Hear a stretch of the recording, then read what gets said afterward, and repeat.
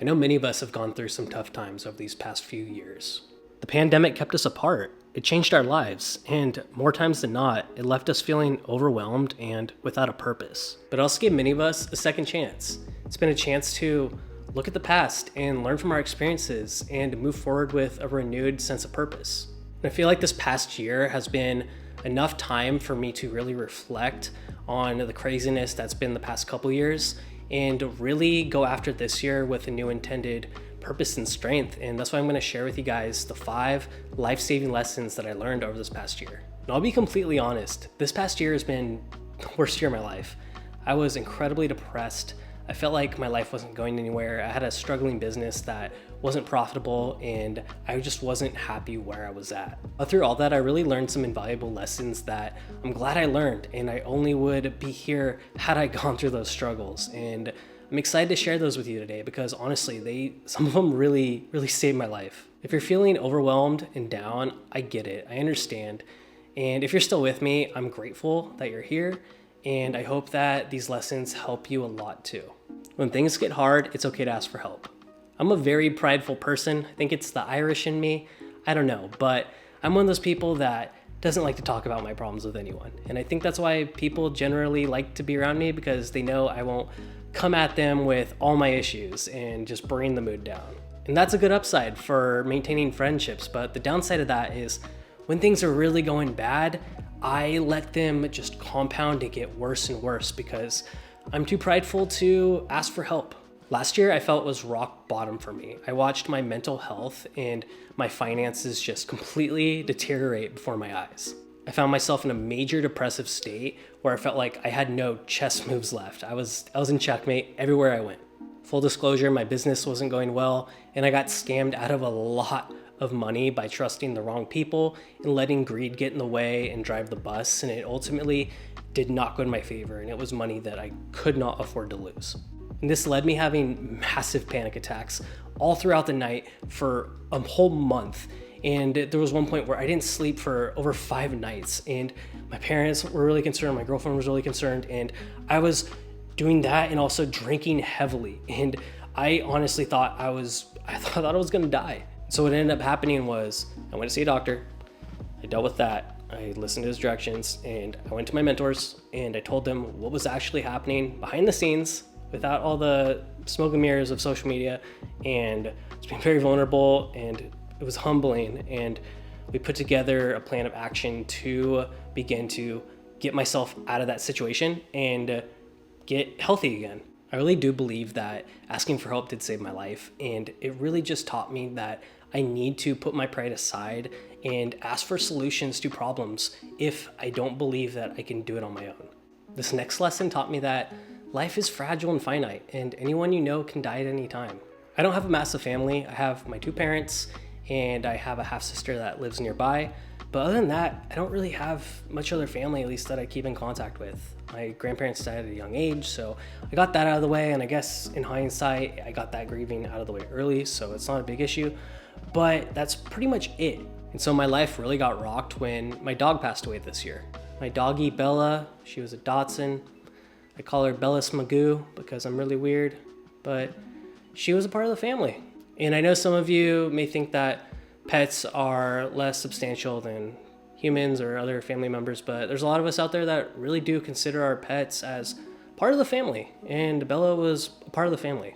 And this was a hard loss, and it only makes me more terrified of how hard I'm going to take it when I have someone in my inner circle pass eventually, because I know that if I took that hard, then oh my god, it's and it really sucks because last time I saw her when I went to go visit my family, I was really distracted, and I kind of just took for granted that she was around, and I was like, okay, I'll just catch her on the next one. I'm busy today, and I don't get to do that now. But now when I go home, I cherish every second with my parents because I know that life's finite, and God forbid anything happens to them anytime soon. But I know that one way or another that we're all on this planet for a short period of time, and I just really cherish and look for opportunities to spend time with the people that I love. And so I invite you guys to reach out to friends and family more and cherish that time with them, and don't take it for granted. If you're at odds with friends and loved ones and you think you can resolve it, then do it. I did that this past year with someone that was my best friend for 10 years, and we didn't talk for almost 2 years because of a fight.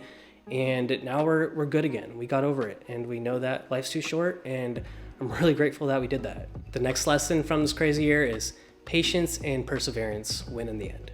It's difficult nowadays to look ahead and plan for the future. Seems like everything nowadays is just a fingertip away, and if we can't get immediate results, then we put that aside and go for that cortisol and dopamine rush by getting immediate results, because that's just now what we expect. I've always been hesitant to do things that require playing the long game because I'm impatient. And I think that's why I haven't really been proud of a lot of my accolades. I mean, yeah, I went to college and did all that. I know that takes time and that's cool and all, but like outside of that, I haven't really taken a lot of steps towards doing things that require years and years and years to receive results because I've always been so used to getting things really quickly. I think in large part, I struggle with commitment, and maybe that's the Libra in me. But I think I also just got overwhelmed with the notion that these things take a lot of time, and if I invest all that time into something and it doesn't even work out, then I just wasted all that time. And just investing all that time to not get that immediate result just made it seem like it was something that I just wasn't really interested in doing. And like I said, I think this backfired because I was spending years going for things that were low-hanging fruit. And yeah, I would accomplish them, but like they weren't anything substantial. But now that I'm taking the leap and doing something that requires playing the long game, like building a successful YouTube channel, I now have a new appreciation for perseverance and the work that it takes and having to just play it one day at a time and be patient.